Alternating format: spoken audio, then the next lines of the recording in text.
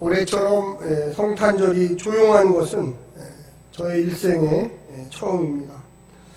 물론 현대 한국 사회 자본주의 사회 체제가 과거 20년, 30년보다는 매우 일상 속에서 풍요롭기 때문에 최근 기독교 전통 축제인 성탄절을 그렇게 환영하지 않는다고 볼 수 있습니다. 열기가 떨어졌다는 것입니다.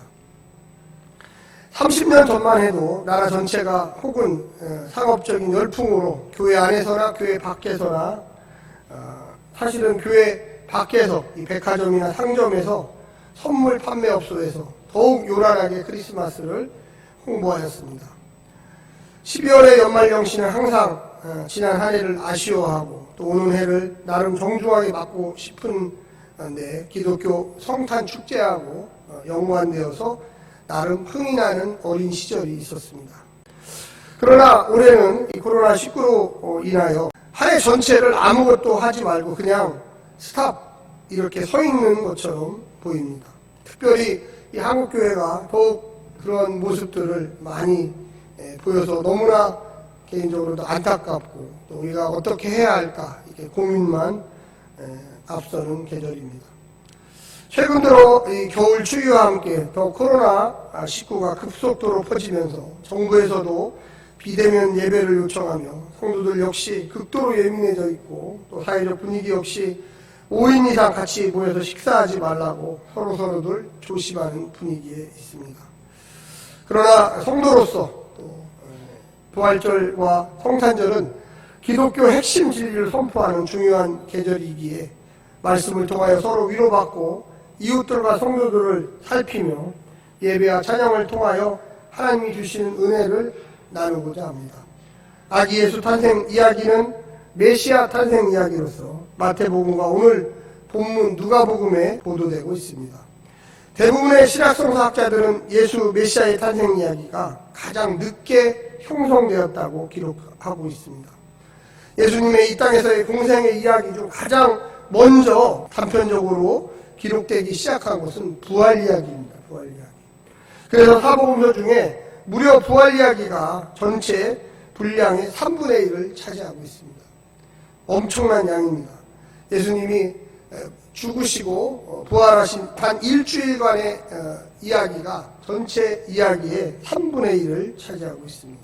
그래서 사복음서 중에 우리가 모든 이 부활 이야기에 집중하다 보니까 병자들을 치유하셨고 또 하나님 나라를 선포하셨기 때문에 제일 먼저는 부활 이야기, 그 다음에 하나님 나라 이야기, 그 다음에 기적 이야기, 그 다음에 제일 마지막에 시작한 게 오늘 본문과 같은 탄생 이야기가 형성되기 시작했습니다.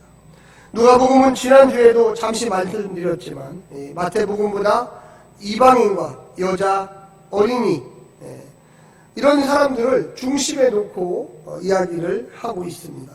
마태복음이 남자 또 전통적인 유대인 구약 중심의 이야기라면 누가복음은 로마 헬라적인 사고방식으로서 이방인들이 상당히 중요하게 나옵니다. 이번 주 27일 날 마태복음의 탄생 이야기를 또한 한번 살펴볼 것입니다. 먼저 오늘 누가복음 2장에 나오는 이 부활 이야기가 또 탄생 이야기가 어떻게 우리에게 도전을 주는지 좀 살펴보겠습니다. 누가복음 이야기는 너무나 어떻게 보면 드라마틱하고 재밌기 때문에 오늘날 크리스마스 축제 시 사용되는 성탄 연극 또 스키 드라마 등에서 가장 이 배경을 많이 차지하고 있습니다. 오늘 본문을 보면서 예수 탄생의 의미를 다시금 몇 가지 중요한 신앙 과정으로 정리해 보고 싶습니다. 복음서 형성에서 마태, 누가 두 가지 복음서에서만 예수 탄생 이야기를 다루고 있는데 이 이야기는 중요했지만 또 제일 늦게 우리 신앙 목록에 형성되었던 이야기 중에 하나입니다. 가장 오늘 본문에서 중요한 이야기는 그 당시 이 팍스 로마라고 해서 로마에 의한 평화가 진행 중에 있었습니다. 오늘 본문 1장에도 나와 있지만 그때에 가이사 아우구스도가 영을 내려 천하로 다 호적하라 하였으니 이렇게 이야기합니다. 이건 무슨 뜻입니까? 로마의 황제가 로마 제국에 있는 모든 사람들에게 너희 고향으로 돌아가. 너가 살아있다라는 것, 너가 중요한 사람이라는 것을 기록하라, 이렇게 이야기합니다. 왜 이런 명령을 내렸을까요? 왜 갑자기 고향으로 돌아가서 너의 호적을 정리해라. 죽은 사람은 빼고, 못 돌아온 사람은 빼고, 있는 사람은 내가 어느 동네에 살고 있지만 내 고향은 어디입니다. 그래서 이 베들레헴으로밖에 갈 수 없는, 원래 이 요셉과 마리아가 살고 있는 동네는 어떻게 보면 이방 지역과 혼혈인들이 살고 있는 갈릴리 나사렛이라는 동네였습니다.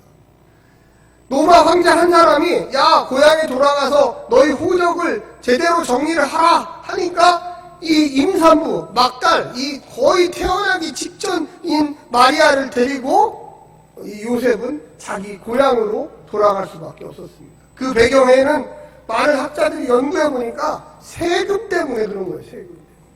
세금을 제대로 거두려면 사람이 어느 지역에 얼마큼 살고 있고 얼마큼의 노동력이 있고 20세 이상은 얼마고 최소한 12세, 남자 12세 이상 정도 되면 인두세를 걷어야 돼요. 머리 숫자대로 세금을 걷어서 효율적으로 로마 제국을 관리해야지 로마의 평화가 온다고 생각을 했습니다.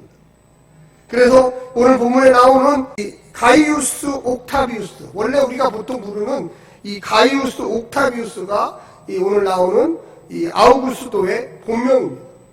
그럼 아우구스도라고 하는 이 명칭은 뭐냐? 원로원에서 존경한다는 의미로 불러준 거예요. 그러니까 개별 이름이 따로 있고 그 사람을 높이 칭할 때 아우구스도다, 이렇게 불러주고 있었던 것입니다. 한마디로 얘기하면 AD 1세기 로마 제국의 힘은 세금이었습니다. 왜 약혼 상태인 마리아를 예비 남편 요셉이 데리고 호적을 위한 여행을 갈 수밖에 없었겠습니까? 임산부를 데리고 지금도 여행한다는 게 참으로 어려운데 강제적으로 해야 할 수밖에 없는 상황이 됐던 거예요. 뭘 가고 싶어서 간 게 아니라 황제가 명을 내려서 너의 고향으로 들어가, 그들의 호적을 정리해라, 이렇게 이야기를 했던 거죠. 그게 바로 로마의 평화라는 것입니다.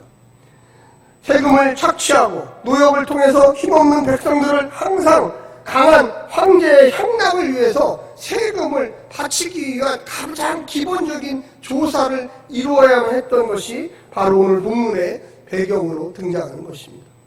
그런데 놀라운 것은 하나님은 그러한 과정을 통해서 미가서 5장 2절에 보면 베들레헴 에브라다야 너는 유다 족속 중에 작을지라도 이스라엘을 다스릴 자가 내게로 나올 것이라. 그의 근본은 상고의 영원에 있느니라고 이야기하고 있습니다. 가장 착취하고 압박하는 사회적 구조 안에 메시아의 탄생이 기다리고 있었는데 그 기원은 영원부터 이미 존재하고 있었는데 그 베들레헴 에브라다 아주 작은 성읍에서 메시아가 나올 것이다. 할렐루야. 우리 인생들이 살다 보면 참 힘들죠. 어려움이 많아요, 사실은. 과연 내가 하루하루 살아가는 이 존재의 이유는 도대체 뭘까? 내가 이 교회에 나오는 이유는 또 뭘까? 내가 이렇게 성탄 축하 예배를 하는데 도대체 아기 예수의 탄생과 나하고는 도대체 무슨 관련이 있을까? 이런 생각을 할 수도 있어요. 근데 그 속에서 무언가 작은 거 하나하나가 우리의 손에 잡히기 시작한다는 것입니다. 메시아의 탄생은 주전 8세기 미가 선지자를 통하여 예언되었습니다. 작은 성읍 베들레헴에서 언제일지 모르나 이스라엘을 다스릴 자가 나오는데 그 기원은 영원에 있다고 이야기하고 있습니다. 아무도 기억하지 못할 것일 수도 있지만 아마도 베들레헴으로 호적하러 가는 사람들이 단지 요셉과 마리아밖에 없었습니까? 아니죠. 많은 사람들이 있었습니다. 그런데 아무리 작은 동네라 해도 원적지에 가서 자신을 등록해야 합니다. 그것이 바로 로마 황제의 명령이기 때문에 그렇습니다. 요셉은 유다 가문입니다. 다윗의 가문이에요. 그래서 자신의 원래 고향으로 돌아간 것입니다. 미가 선지자의 예언이 처녀 마리아가 가진 아이를 통하여 성취되리라 상상하지도 못했을 것입니다. 사랑하는 성도 여러분, 우리가 정말로 이 자리에 와서 야, 내가 아기 메시아의 탄생을 진짜로 기뻐하는 건지, 아니면 매년 뭐 성탄절이 있는데 그냥 어떻게 보면 교회 절기가 지나가고 있구나 이렇게 생각하고 있는 거는 완전히 다른 이야기가 됩니다. 우리의 삶 속에 어떠한 메시지가 내게 의미를 던져줘야지 그것 때문에 내가 힘을 내고 용기를 내고 정말로 내가 현실적인 실천적인 그리스도인으로 거듭날 수가 있습니다. 할렐루야.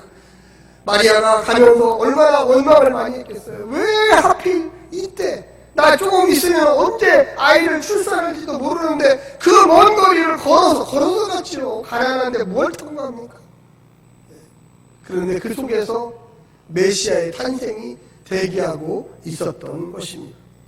1장에서 우리는 마리아에게 나타난 천사의 당부 역시 태몽처럼 여기며 좋은 한 가지 천사의 축복처럼 여겼을 수도 있습니다. 그렇지 않습니까? 우리 여기 여자분들 아이 낳을 다 나오신 분들이 그렇잖아요. 누가 와서 아이고 이제 아이 태어날 때가 다 됐네. 배가 뿔룩 부르니까 아마 이 아이는 훌륭한 아이일 거야. 이 아이는 태어나면 장군이 될 거야. 미스 코리아 될 거야. 그냥 그렇게 즐거운 얘기, 덕담처럼 얘기했을지도 몰라요. 그런데 하나하나가 무언가 전혀 다른 이야기들이 전개되기 시작하고 있다는 것입니다. 로마의 평화는 결국 식민지 백성이라는 고난의 연속이었지만 자주 갈릴리 지역과 예루살렘 그 지역에서 로마 제국에 대한 반란이 10년 주기로 있었다고 합니다. 그 반란의 원인이 무엇입니까? 과중한 세금과 노역이었습니다.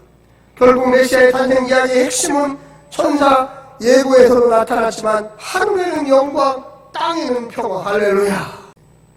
여러분, 하늘에는 영광, 땅에는 평화. 그래서 예수 그리스도가 가는 곳곳마다 모든 불평과 분열, 아픔과 좌절, 개인적으로 상처와 낭만 이런 것들이 아기 예수의 탄생을 통하여 다시금 받아들여진다. 그게 바로 오늘 누가복음의 핵심적인 이야기 중에 하나입니다. 사랑하는 성도 여러분, 우리가 두 번째 살펴볼 수 있는 것은 구유에서의 출생입니다. 너무나 가난했기 때문에, 그리고 많은 사람들이 이동하고 있었기 때문에 어디 하나 가서 출산이라도 제대로 할 수가 없었어요. 한번 상상력을 발휘해서 한번 보십시오. 여관마다 꽉꽉 사람들이 들어찹니다. 돈 있는 사람들이 2배, 3배를 주고, 나는 좀 편안한 데서 자야 돼. 나는 좀 좋은 침대에서 자야 돼. 나는 좀 불이 좀 있어야 돼. 나는 너무, 나한테 땀을 많이 흘렸더니 좀 샤워를 좀 해야 돼. 그런데 아직 정식 부부도 아닌 예비 부부잖아요, 예비 부부. 아직 같이 하룻밤도 지내지 않았어요. 단지 천사가 나타나서 야 그를 받아들여라 했기 때문에 이 요셉은 어쩔 수 없이 마리아를 데리고 여행을 가는 거예요. 사실 그렇게 기쁜 여행도 아니잖아요. 뭐 신혼여행 가듯이 막 춤추고 가는 것도 아니잖아요. 하기 싫은데 안 하면 로마라는 나라에게 많은 불이익을 당하기 때문에 어쩔 수 없이 하층 식민지 백성은 그렇게 살 수밖에 없는 거예요. 딱 도착해서 고향이라고 왔는데 사람들이 붐비기 시작하고 갈 데는 없고 돈도 없고, 그래서 어쩔 수 없이 방은 얻었지만 방에서 애를 낳을 수가 없는 거예요. 그래서 좀 널찍한 곳으로 가자. 그래서 동물들이 있는 곳. 그래서 그곳에 출산을 위한 준비를 지금 하고 있는 것입니다. 여러분 한번 생각해 보십시오. 얼마나 비참하고 얼마나 참 애틋하고 안타깝고, 만약에 내 아내가, 내 아는 조카가 그런 상황에 처해 있다고 그러면 여러분은 어떻게 바라볼 것입니까? 말구유, 구유에서 났어요. 이게 먹이 주는 통이잖아요. 구유가 먹이 주는 통. 좀 널찍하니까 여러 마리 말들을 먹이는 통이니까 거기서 좀 출산하면 편하겠다. 왜 우리가 한 나라의 왕도 아니고 전 세계의 메시아라고 하는 예수 아기가 태어나는데 그런 장소로 인도를 했을까? 하나님은 그렇게 매몰찬 분인가? 조금이라도 편한 큰 방이라든지 좀 연인이 좀 누울 수 있는 곳이라든지. 그런데 더 놀라운 건 뭔지 아십니까? 찾아오는 사람들이에요. 여러분, 우리가 자꾸만 교회에서 목자, 목동 이런 얘기를 하니까 굉장히 목자나 목동이 위대한 사람들처럼 이렇게 생각이 되는데 안 그래요. AD 1세기 목자와 목동은 정말로 못 배우고 낮은 계층의 사람들입니다. 들판에서 거의 몇 개월, 1년 연중에 몇 개월을 소와 그리고 양과 그런 것들을 키우고 있는 사람이 어떻게 그렇게 똘똘하고 그렇게 될 수가 있어요. 오늘 본문에도 나와 있지만 갑자기 들판에서 천사가 나타나니까 이 사람들이 쫄아가지고 어떻게 할지를 몰라요. 이게 왜 갑자기 천사들이 나타나나. 천사들이 이 목동을 메신저로 기쁜 소식을 전해줄 사람으로 선택했다는 것입니다. 정말 어떻게 보면 이 첫 번째 이 누가복음을 읽었을 사람들이 누구였을까 우리는 질문하지 않을 수가 없어요. 제가 생각할 때는 정말로 이 첫 번째 누가복음을 읽었던 사람들은 예수님에 대해서 잘 모르고 또 낮은 계층이었고 빈민들이었고 가난한 사람들이었고 못 배운 사람이었을 거라고 저는 확실합니다. 그들에게 봐라, 너희들을 구원할 메시아도 이렇게 안 좋은 곳에서 태어났다. 할렐루야. 그러나 그 메시아가 누구냐? 하늘에는 영광이요 땅에는 평화를 가져다 줄 사람이고, 그 목동들이 와서 그 예수가 누구냐, 이 아기가 누구냐, 우리의 구세주다. 이를 통하여 전 인류가 구원받을 수 있는 메시아가 될 것이다. 할렐루야. 근데요, 놀라운 것은 이렇게 얘기를 해줘도 아무도 기억하지 못했어요. 단 한 사람, 마리아만 기억했어요. 여러분, 한번 거기 19절에 한번 제가 한번 읽어드리겠습니다. 마리아는 이 모든 말을 마음에 새기어 생각하니라. 야, 거기에 있었던 요셉, 또 그 누구, 아무도 그 의미가 무언지도 몰라요. 저 무식한 이 목자들이 와갖고 뭐라고 하는데 그게 뭔 말인지를 전혀 이해하지 못했다는 거예요.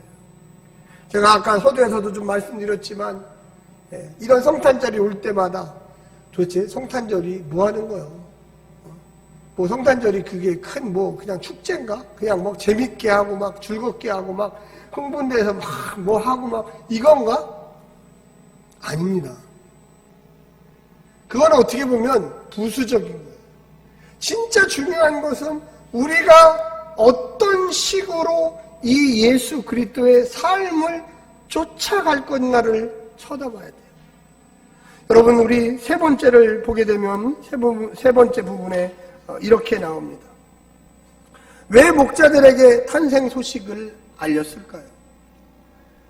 목자들은요, 이 본문을 아까도 쭉 읽어봤지만 좋은 이야기, 이 천사들로부터 들었던 이야기를 전파만 하고 곧바로 다시 양을 보러 갑니다.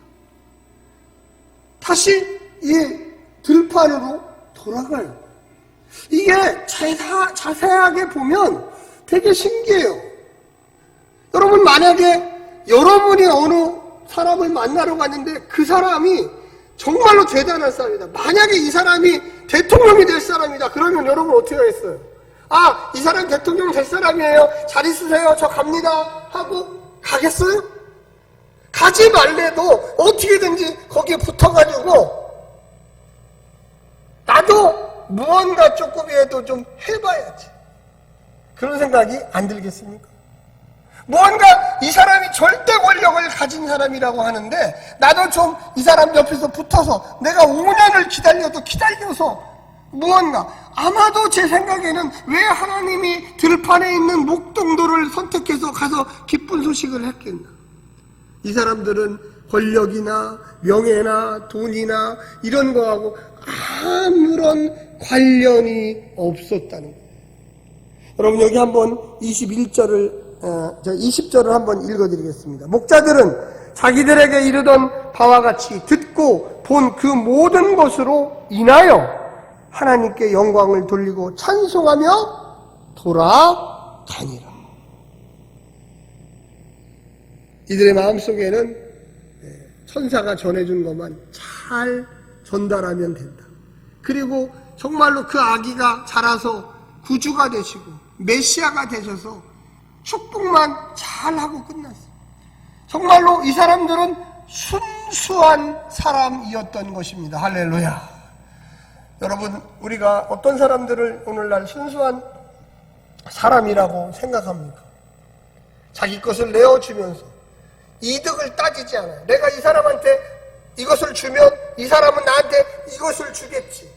여러분, 교회가 세상을 섬기고 가난한 자들을 섬기고 교회 안에 있는 힘들고 어려운 성도들을 돕는 이유가 다른 게 아니라 오직 이 목자들과 같은 예수 사랑하는 그 순수한 하나님의 보내심을 이루기 위해서 그런 것입니다. 할렐루야. 그래서요, 우리 성도들이요, 좀 순수해야 돼요. 할렐루야. 이것저것 머릿속에서 막 숫자가 왔다리 갔다리 하고 계산이 시작되면 그곳에 하나님의 역사는 없어요. 어떻게 보면 좀 바보같이, 어떻게 저 사람은 저런 일을 할까? 어떻게 저 사람은 저렇게 앞뒤 계산이 안 될까? 그냥 내 거가 있으면 아유 괜찮아요, 가져가세요. 뭐 그게 그런 거예요. 어떤 사람이 아프고 힘들어하면 정말로 마음속에 동정심이 일어나요. 정말로 가서 위로를 하는데 눈물을 뚝뚝뚝뚝 떨어뜨리면서 빨리 일어나세요. 빨리 일어나서 힘을 내세요. 할렐루야. 여러분, 하나님이 그의 기도를 안 들을까요? 저는 그렇게 순수한 사람의 기도에 하나님이 반드시 응답된다고 저는 믿습니다. 우리가 무슨 일을 할 때 따지지 마야 돼. 그냥 이게 주님이 내게 명령하신 일이지, 내가 해야지. 여러분, 이 메신저의 역할이 가벼운 역할입니까? 목자가 와서 메시아가 태어났다 보는 것도 신기한 거예요. 보는 것도. 여러분, 거기 우리 한번 같이 한번 읽어볼까요? 거기에 보시면 이렇게 이야기는 12절입니다. 12절 시작. 너희가 가서 강보에 쌓여 구유에 누워있는 아기를 보리니 이것이 너희에게 뭐라고요? 표적이니라. 표적이라는 것은 사인이에요. 사인이라는 게 뭡니까? 오늘 자동차를 몰고 오면서 보면 빨간불이 켜지면 어떻게 합니까? 내 마음속에 브레이크를 알아서 싹 밟아요. 파란불이 켜지면 가야지. 이 아이가 예수님 한 사람만 태어났겠습니까? 그날? 아니죠. 많이 아이들이 태어났을 거예요. 그런데 이 천사가 너희들이 지금 빨리 이 양들 놓고 가서 거기 가봐라. 거기 가보면 한 아이가 태어났을 건데, 여러분, 이 본문 제가 읽었던 12절에 뭡니까? 구유에 누워있는 아기를 보리니. 구유에 누워있는 아기. 보통 아기들이 누가 아이를 낳아서 말 먹이는 그 구유에다가 이렇게 뒀습니까? 제일 깨끗하고 좋고 따뜻하고 안락한 곳에 아이를 갖다 놓죠. 그 아이는 아니야. 그 아이는 메시아가 아니야. 내가 하나님이 보낸 그런 사람이 아니야. 너희가 볼 아이는 말들이 있고 소들이 있고, 그런데 말구유 먹이는 먹이통에 누워있는 그 아기다. 그 아기가 바로 메시아다. 할렐루야. 너무 신기하죠? 그래서 아마도 오다가, 이건 제 상상력입니다. 성경에 없어요. 막 오다가 웅해웅해 야, 이 집에서 아이가 태어나서 막 들어가 보니까 말구유가 없어요. 이 집은 아니야. 이 집은 아니야. 또 한참 가다 보니까 저쪽 집에서 아이가 태어났어요. 가봤더니 그 집은 따끈따끈한 곳에 아이를 잘 엄마가 안고 있어. 아니야, 이 집은 아니야. 이 집은 아니야. 선사가 분명히 그랬지. 말구유에 아이가 있어야지만 그것이 사인이다. 사인. 그가 바로 하나님이 보낸 메시아다. 할렐루야. 우리는 사인을 어떻게 받습니까? 어떻게 우리는 표식을 합니까? 화려하고 좋고 뭔가 막 있는 것 같고, 정말로 훌륭해. 이건 정말로 하나님의 일이야. 근데 성경은 전혀 반대의 얘기를 지금 하고 있어. 만약에 어떤 사람들이 그것이 사인이라고 생각하고, 이 목동이 아니라 어떤 높은 제사장이나 높은 왕이나 이런 사람들이 야 말구에 있는 사람이 너희의 구세주다 이렇게 했으면 그걸 받아들일까요? 아 그게 맞는 얘기인가? 이게 말들이 먹는 먹이통에서 태어난 사람을 구주로 믿어? 또 그게 사인이야? 표식이야? 이게 말이 되냐 이게? 그런데 목동들이었기 때문에 그것을 순수하게 받아들였던 것입니다. 할렐루야. 제가 오랫동안 목회를 하면서 하나님의 말씀을 증거할 때 어떨 때는 말씀도 틀려요. 본문도 틀리고 어떨 때는 말이 또 섞여가지고 봄이라고 해야 되는데 가을이라고 해야 되고 아브라함이라고 하는데 이삭이라고 할 때도 있어요. 그런데 그 틀린 것을 지적하기보다 그 중심 메시지를 기억하면서 아 맞지, 우리 목사님이 전하려고 하는 그 메시지가 바로 이거지. 근데 그 가정에 하나님께서 복을 주시는 거예요. 할렐루야. 얼마나 놀라운지 몰라요. 제가 여러 번 많이 봤어요. 하나님의 순수한 그 영혼. 하나님은요, 그 마음의 청결한 자에게 하나님이 나타난다고 그랬어요. 너가 성품을 다하고 온유하고 너가 그 마음의 깊숙한 곳에 내 마음이 있느냐라고 질문하고 있는 것입니다. 할렐루야. 오늘 우리가 이 목자들을 왜 하나님의 기쁜 소식의 첫 번째 메신저로 보냈겠습니까? 그거는 그들이 어린 양을 키우면서 세상과 물들지 않고 정말로 이렇게 천사의 두려운 모습을 보면서 아 천사들이 그 메신저 나를 가서 그 기쁜 소식을 알려주라고 하는구나. 거기 제가 한번 읽어보겠습니다. 자 15절입니다. 천사들이 떠나 하늘로 올라가니 목자가 서로 말하는 거예요. 이제 베들레헴으로 가서 주께서 우리에게 알리신 바 이 이루어진 일을 보자 하고 아직 못 봤어요. 야 너희들 빨리, 그러니까 양도 있고 다 아마 데리고 갈 수는 없잖아요. 그러니까 자기들끼리 빨리 가야 돼. 우리 빨리 가자. 천사가 우리에게 이야기한 그 사인, 강보에 이 구유에 쌓여있는 그 아이, 이 먹이통에 누워있는 그 아이를 봐야 한다. 보자. 얼른 가서 우리가 직접 봐야 되겠다. 그러면서 16절에 보면 빨리 가서 마리아와 요셉과 구유에 누인 아기를 찾아서, 구유에 누인 아이를 찾아서, 이 말 속에 얼마나 많이 있는 게 몰라요. 여러분 거기 보십시오. 18절 듣는 자가 다 목자들이 그들에게 말한 것을 놀랍게 여기대요. 아주 신기했는데 기억은 안 해요. 사랑하는 성도 여러분, 기억하는 믿음의 백성들이 되시기를 간절히 부탁드립니다. 오늘 하나님 말씀의 제목이 무엇입니까? 최고 기쁨의 좋은 소식. 아기 예수의 탄생이 단지 아기 예수님이 나타나셨어 이게 아니라 정말로 순수한 마음으로 이 목동들과 같이 그것을 새기고 마리아와 같이 내가 그것을 기억하며 그것이 무슨 뜻인지 생각해 보리라. 아이를 키우면서 계속 이 아이가 진짜 메시아인가 생각했을 것입니다. 사랑하는 성도 여러분, 아기 예수의 탄생은 최고 기쁨의 좋은 소식입니다. 할렐루야. 우리의 마음속에 하나님이 주시는 놀라운 소식을 믿으시고 성령의 충만함을 받아서 이 기쁜 성탄절 기쁨으로 순수하게 하나님과 함께 동행하는 하루하루 되시기를 간절히 부탁드립니다. 기도하겠습니다.